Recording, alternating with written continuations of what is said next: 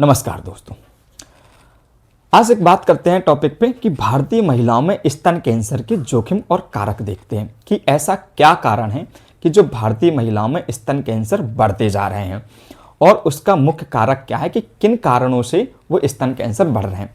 तो अभी हाल ही में क्या हुआ कि हाल ही में ICMR की एक रिपोर्ट आई है, Indian council of medical research ICMR द्वारा एक शोध पत्र जारी किया है। उस शोध पत्र में बताया गया है कि भारतीय आबादी की जितनी भी महिला हैं उसमें स्तन कैंसर के जोखिम बढ़ते जा रहे हैं और उस कैंसर से संबंधित उन्होंने कुछ आंकड़े दिए हैं जो हम कह सकते हैं कि बहुत ही चौंकाने वाले हैं।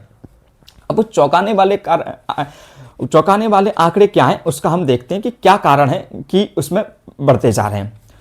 तो जोखिम के कारक देखते हैं, तो पॉइंट टू पॉइंट देखेंगे कि जो शोध पत्र है उस शोध पत्र में बताया गया है कि जो जीवन शैली है महिलाओं की, वो जीवन शैली और महिलाओं की जो शारीरिक स्थिति है, स्ट्रक्चर है और जो जीवन शैली है, जो डेली रूटीन है उनका, उससे इस बीमारी का सीधा सीधा संबंध है। अगर किसी की लाइफ बिगड़ी हुई है, जीवन शैली बिगड़ी हुई है, या फिर हम कह सकते हैं कि शारीरिक जो स्थिति है वो शारीरिक स्थिति भी अगर बिगड़ी हुई है अकॉर्डिंग टू ICMR, तो और उसमें वो रिसर्च में प्रूव भी हुआ है, तो क्या है कि उसमें कैंसर के खतरे ज़्यादा देखने को मिल जाते हैं हमको।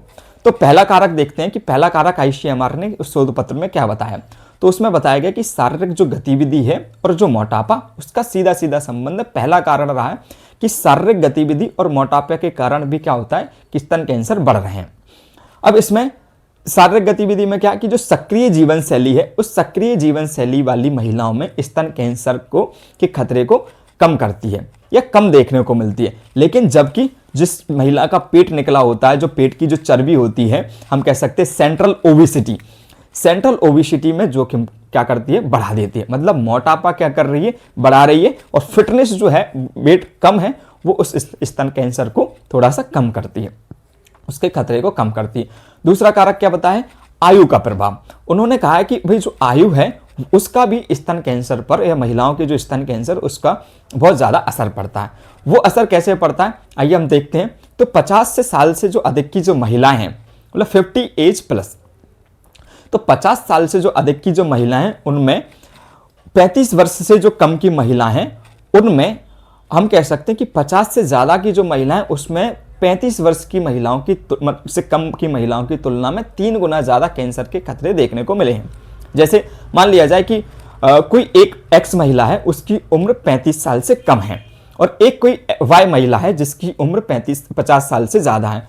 तो 35 साल से कम उम्र की महिलाओं में कैंसर के खतरे कम देखने को मिलते हैं, लेकिन 50 वर्ष की जो महिला है, उससे ज़्यादा की जो महिला है, उसमें कैंसर के खतरे 35 वर्ष से 50 वर्ष की महिला में 3 गुना ज़्यादा देखने को मिलते हैं। तो एज का भी बड़ा फैक्टर है इसमें स्तन कैंसर में।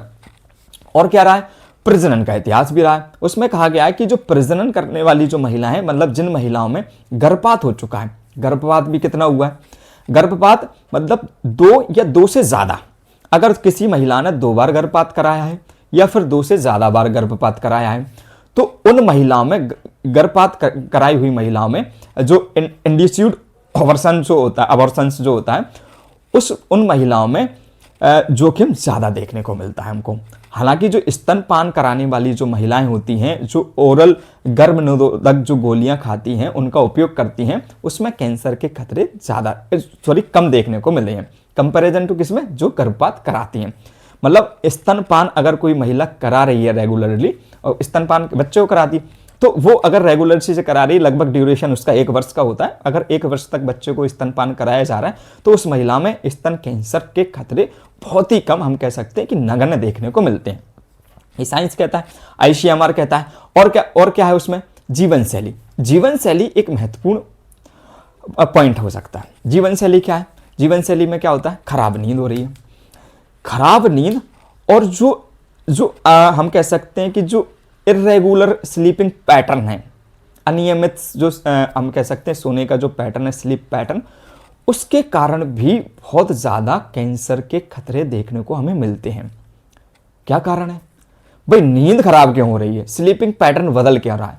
स्लीपिंग पैटर्न महिलाओं में इसलिए बदल रहा है, कोई महिला की नाइट ड्यूटी है, अगर कोई महिला जॉब करती है तो नाइट ड्यूटी है, कभी फिर डे में लग गई, फिर दोपहर में लग गई, फिर वो इवनिंग में हो गई, तो अलग अलग ड्यूटियां पैटर्न में, उसके वजह से उनका स्लीपिंग पैटर्न बदल जाता है।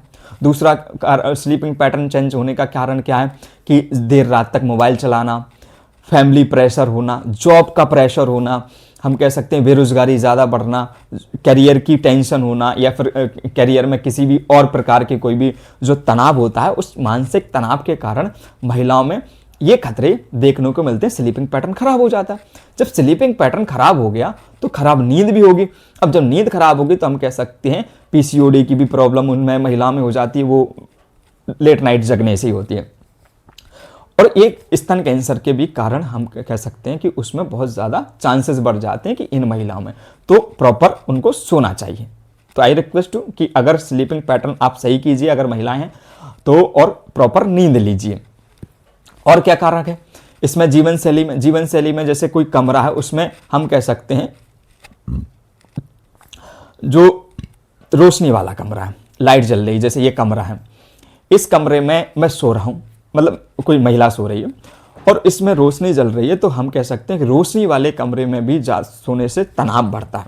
जब स्ट्रेस बढ़ेगा तो इसके खतरे भी, जोखिम भी बढ़ जाते हैं।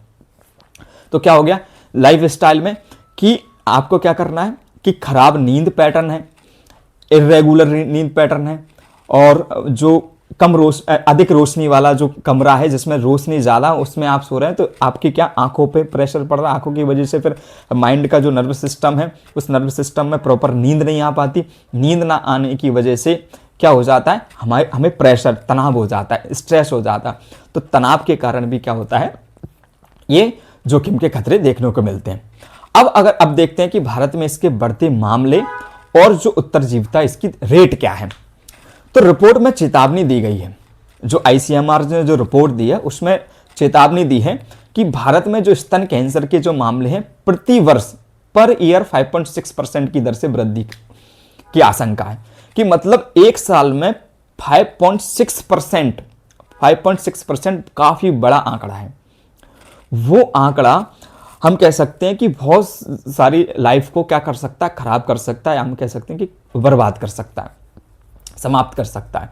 तो 5.6 की रेट से ये पर ईयर वृद्धि हो रही है। इसका अर्थ क्या है, मतलब लगभग 50,000 महिलाएं एवरी ईयर, प्रति वर्ष 50,000 महिलाओं में स्तन कैंसर के क्या है सिम्टम्स मिलते हैं, स्तन कैंसर उनको होता है। 50,000 महिलाएं, 50,000 महिलाएं बहुत बड़ी आबादी होती है। कितने परिवार टूट जाएंगे और कितनी क्या प्रॉब्लम आएगी आप समझ सकते हैं। वर्तमान में क्या है कि वर्तमान में जो महिलाओं में होने वाले जो कुल कैंसर स्तन कैंसर हैं, उसकी जो टोटल कैंसर है उसमें स्तन कैंसर जो ब्रेस्ट कैंसर है, उस ब्रेस्ट कैंसर की हिस्सेदारी लगभग 22.8% है। ये आंकड़ा बताता है 22.8%। मतलब हम कह सकते हैं कि अगर महिलाएं 100 महिलाओं में अगर कैंसर हो रहा है तो लगभग 22.8 मतलब लगभग 23 महिलाओं में ब्रेस्ट कैंसर की शिकार है। ये काफी बड़ा आंकड़ा है। इससे निपटना पड़ेगा, हमको समझना पड़ेगा। और क्या है कि भारतीय महिलाओं में जो स्तन कैंसर है उन महिलाओं में ज्यादा देखने को मिलते हैं जो हम कह सकते हैं कि जिनका रेगुलर सिस्टम जो दिनचर्या होती है, मोटापा ज़्यादा है, अनवांटेड जो चीज़ें होती हैं, स्ट्रेस वगैरह, उसके कारण ये हो जाती हैं। अब हम 5 साल के आंकड़ों को देखते हैं कि 5 साल के आंकड़ों में क्या हुआ है। तो 5 साल के आंकड़े देखते हैं कि मूल और जो शुरुआती स्तर पर पहचाने जाने वाले जो उपचार किए जाते हैं उसमें 81% रही है। कि मतलब कुछ ऐसी महिलाएं हैं जिनमें हमने क्या किया है कि शुरुआती चरण में ही हमने क्या कर लिया, स्तन कैंसर को पहचान लिया। उसकी रेट क्या है कि अगर 100 महिलाओं का टेस्ट किया शुरुआती चरण में तो 81% महिलाओं को हमने क्या कर लिया, पकड़ लिया है कि हाँ इनमें स्तन कैंसर। और इनिशियल फेसेस मतलब फर्स्ट स्टेज अपन कह सकते हैं। तो फर्स्ट स्टेज को क्या कर सकते हैं, थोड़ा कंट्रोल किया जा सकता है, लास्ट स्टेज तक नहीं पहुंचने देते ये, अगर ट्रीटमेंट उसको प्रॉपर मिले तो। काफ़ी महिलाओं में ये सही भी हो जाता है और काफ़ी महिलाएं अगर उनकी इम्यूनिटी पावर थोड़ा वीक होती है, फिजिकल एक्टिविटीज़ अगर प्रॉपर नहीं होगी तो फिर वो उनका प्रॉब्लम आती है, हम कह सकते हैं कि मृत्यु तक भी हो जाती है। आप देखते हैं कि आसपास के जो भाग हैं उसमें जितने भी कैंसर हैं उस कैंसर में फैले में 65.5% की रेट रही है। 65.5 मतलब 100 में से 65%। अब इसके रोकथाम के उपाय देखते हैं कि ये रोकथाम हम इनको कर कैसे सकते हैं। तो जो कारक हैं उन्हीं कारक को हम क्या कर सकते हैं, क्या कह सकते हैं, जो कारक हैं उन कारक को ही हमें देखभाल कर लेना है। मेंस में भी यही होता है कि अगर हमें जो चुनौतियां हैं हमारी, उन्हीं चुनौतियों को समाधान में लिख देंगे। कैसे लिखेंगे कि अगर मान के चलो कि भाई पेड़ की ज़्यादा कटाई हो रही है तो फिर क्या आ रही है, बाढ़ आ रही है, अब नालिका जैसी सिस्टम परेशानी आ रही है, तो हम क्या करेंगे, समाधान में अधिक से अधिक पेड़ लगाएंगे। अगर पेड़ कट रहे हैं तो समाधान में कमी, हानि क्या हो रही है, कटने से हो रही है, तो अब लाभ कैसे होगा, पेड़ लगाने से होगा। तो यही होगा कि अगर मान के चलो कि मोटापा ज़्यादा हो रहा है, जीवन शैली खराब हो रही है, स्तनपान नहीं करा पा रही हैं, ब्रेस्ट फीडिंग जो होती है प्रॉपर आजकल की लड़कियां नहीं करा रही हैं, और हम कह सकते हैं कि जो रेगुलर सिस्टम, जो हम कह सकते हैं जो डेली रूटीन जो खराब हो रहा है उसमें भी कर सकते हैं, तो उसी को चेंज कर दो, उसी को बदल दो, उसी को प्रॉपर ठीक कर दो। तो संतुलित वजन होना चाहिए, एक बैलेंस्ड हमारा क्या वेट होना चाहिए। तो समाधान में हम कह रहे हैं संतुलित वजन होना चाहिए। अब ये जो सलाह है ये हमेशा सलाह दी जाती है कि भाई आपको क्या करना है, अपना वेट जो है वो बैलेंस रखना है। ये सलाह दी जाती है इसलिए लोग इसको नज़रअंदाज कर देते हैं। जब तक व्यक्ति नहीं भुगतेगा तब तक उस चीज़ को फॉलो नहीं करता। बाहर की चीज़ें खा जा रहे हैं आजकल, कैंसर के बहुत ज़्यादा, जैसे चाय है वो प्लास्टिक के जो माइक्रो प्लास्टिक होती है, जो कप होता है, जो प्लास्टिक का कप होता है उसमें चाय पी रहे हैं, जो पन्नी होती है उसमें पैकिंग करके लेके आ रहे हैं, या गर्म चीज़ें मोमोज वगैरह, पास्ता वगैरह, जो जंक फूड के कारण भी हम कह सकते हैं कि ये अन्न कैंसर हो रहे हैं। और इसमें एक ये भी कारण है। तो हमें क्या करना है, उन सभी चीज़ों को सुधार लेना है, हमें अपनी प्रॉपर डाइट पर फोकस करना है। ठीक है, तो स्वस्थ वजन बनाए रखने के लिए क्या करना चाहिए, बहुत ज़रूरी है। उसके लिए हम कह सकते हैं कि प्रॉपर हम जो डाइट है, अपनी प्रॉपर नींद लेंगे, और जो संतुलित आहार होता है उस संतुलित आहार का सेवन करेंगे तो संतुलित वजन हो जाएगा। एक्सरसाइज करना पड़ेगी हमको, तो प्रॉपर एक्सरसाइज करें। शारीरिक सक्रियता की बात करी उन्होंने कि नियमित व्यायाम करो। नियमित व्यायाम शरीर को क्या करता है, शरीर को और मन को दोनों को फायदा देता है, दोनों को लाभदायक होती है। इससे क्या होता है, व्यायाम से, इससे हमारी जो ऊर्जा होती है और जो हमारी मनोदशा होती है, जो हमारा स्ट्रेस होता है, जो मेंटलिटी होती है वो बेहतर हो जाती है एक्सरसाइज करने से। एक्सरसाइज करने से क्या होता है कि डोपामिन जो हार्मोन होता है, डोपामिन हार्मोन रिलीज होता है, और डोपामिन हार्मोन हमारी बॉडी के लिए बड़ा फायदेमंद होता है। हम कह सकते हैं हैप्पीनेस देता है। ठीक है, हमें को वजन को कंट्रोल करना है। स्तन कैंसर सहित हम कह सकते हैं बहुत सारी बीमारियों को खत्म और कम करने में एक्सरसाइज बहुत बड़ी महत्वपूर्ण भूमिका निभाता है, चाहे वो महिलाओं के लिए हो और चाहे फिर वो पुरुषों के लिए हो। एक्सरसाइज तो हर एक व्यक्ति के लिए है। और वेट, बैलेंस्ड वेट हम कह सकते हैं कि सबके लिए ज़रूरी है। ज़्यादा वेट बीमारियों का क्या हो जाता है, घर बन जाता है। तो हमें प्रॉपर वेट पर भी कंट्रोल करना होगा और एक्सरसाइज पर भी कंट्रोल करना होगा। रोज़ाना कम से कम हम कह सकते हैं कि 30 मिनट जो होता है एवरी डे, 30 मिनट व्यायाम करने की कोशिश करें। व्यायाम और जिम दोनों में अंतर है। जिम एक अलग चीज़ है, एक्सरसाइज और अलग चीज़ है। तो हमें जिम नहीं करना है।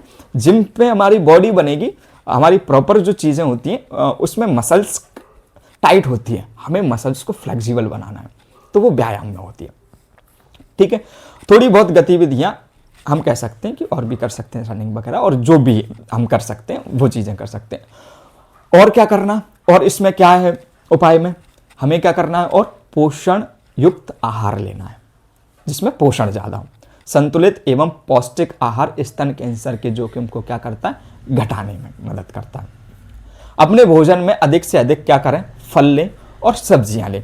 फल और सब्जियां शामिल करेंगे तो हम कह सकते हैं कि क्या होता है, स्तन कैंसर के जोखिम को कम करता है। शराब का सेवन जितना कम हो सके, मैं ये नहीं कह रहा हूँ कि बंद करो, आप अगर बंद कर सको तो अच्छी बात है, लेकिन अगर जितना पॉसिबिलिटी हो कम करने की कोशिश करें। स्मोकिंग कम करने की कोशिश करें। आजकल बड़े शहरों में या फैशन में, ठीक है, एंजॉयमेंट के लिए लोग सेवन करते हैं, तो वो एक अलग मुद्दा है, लेकिन इसको रेगुलरिटी से ना लें, ना स्मोकिंग करें और ना ड्रिंक करें, उसको एक लिमिटेड टाइम में ही लें। ड्रिंक अच्छी होती है लेकिन पर्टिकुलर एक लिमिट में होती है, ज़्यादा फिर शरीर को नुकसान करती है। स्मोकिंग तो दिक्कत ही देती है, उसका कोई भी फायदा नहीं। अब थोड़ी बहुत हम कह सकते हैं कि जो शराब होती है कैंसर के खतरे को तो बढ़ाती है, लेकिन हम थोड़ा सा कम करें। संपूर्ण स्वास्थ्य के लिए हम कह सकते हैं कि पूरी तरीके से शराब छोड़ ही दो तो ठीक है, कोई दिक्कत नहीं होगा। अब धूम्रपान, सिगरेट होगी, सिगरेट पर भी कंट्रोल करना होगा हमें, ये भी समाधान है, ये आईसीएमआर ने बताया समाधान। तो हम धूम्रपान से बहुत सारी गंभीर बीमारियां होती हैं और गंभीर बीमारियों का एक कारण भी है क्या है, धूम्रपान। कम से कम 15 प्रकार के कैंसर जो होते हैं वो धूम्रपान के कारण होते हैं। तो हम कह सकते हैं कि अगर हम स्मोकिंग नहीं करेंगे, धूम्रपान नहीं करेंगे तो 15 प्रकार के कैंसरों से हम बच जाएंगे, जिसमें एक स्तन कैंसर भी है। तो महिलाएं विशेष रूप से ध्यान दें कि स्मोकिंग ना करें और ड्रिंक ना करें, नहीं तो ब्रेस्ट कैंसर हो जाता है। इसका इलाज तो फिर आप समझदारी जानते हैं क्या होता क्या नहीं होता। तो इसे हम कह सकते हैं स्मोकिंग को जल्द से जल्द छोड़ने का प्रयास करें। जितना जल्दी हम उसको छोड़ देंगे उतना हमारे लिए क्या हो जाएगा, फायदेमंद हो जाएगा। धूम्रपान छोड़ने से हम कह सकते हैं कि जो हमारी एज होती है वो भी बढ़ती है, उसमें भी आयु में भी जैसे झुर्रियाँ होती हैं वो झुर्रियाँ भी कम हो जाएंगी, आंखों में, लिप्स में, और जो डार्क सर्कल वगैरह है, जो चेहरे में एक एजनेस दिखने लगती है वो भी एक कम हो जाएगी। तो धूम्रपान बिल्कुल भी ना करें। स्तनपान, लाभ में हम कह सकते हैं इसको रोकने में स्तनपान की भी बड़ी महत्वपूर्ण भूमिका है। 1 वर्ष, मैंने बताया था कि 1 साल या उससे अधिक समय तक सभी बच्चों को मिलाकर, ठीक है, 1 साल या उससे अधिक समय तक हम कह सकते हैं स्तनपान कराने से स्तन कैंसर का खतरा क्या हो जाता है, कम हो जाता है। साथ ही जो शिशु होता है उस शिशु के स्वास्थ्य में भी लाभ होता है उसको। अगर कोई बच्चा जन्म दिया है किसी भी स्त्री ने, तो उसको अगर 1 साल तक वो स्तनपान कराती है तो उस महिला ने, जिस महिला ने स्तनपान कराया है, उसमें भी स्तन कैंसर के खतरा क्या हो जाता है, कम हो जाता है। और बच्चे को भी फायदा मिलेगा क्योंकि माँ का दूध पी रहा है, तो कहीं ना कहीं तो फायदा होगा, तो दोनों को लाभ होगा। तो इन चीजों का भी हमें ध्यान रखना है। और क्या समाधान करना चाहिए, जो गर्भ निरोधक जो दवाइयां आती हैं उनका बहुत कम या न्यून प्रयोग करें, बहुत ही कम प्रयोग करें, जहां जरूरत है वहां करें, अन्यथा ना करें। एंजॉयमेंट के लिए ऐसी कोई भी गतिविधि ना करें। गर्भ निरोधक गोलियां भी क्या करती हैं कि कुछ लाभदायक होती हैं और कुछ बहुत जोखिम होती हैं, ठीक है। तो कम से कम हम कह सकते हैं इन जोखिमों को कम करने में इसकी भी बड़ी महत्वपूर्ण भूमिका है। तो बहुत ही लिमिटेड मात्रा में ले, अगर ज़रूरत है तो, और डॉक्टर की सलाह से ले, मेरे हिसाब से तो ना ही ले, और वहाँ तक नौबत ही ना लाएं। कोई एक मैरिड वाला सीन अलग हो जाता है, लेकिन अनमैरिड वाले लोग विशेष रूप से ध्यान दें अपना।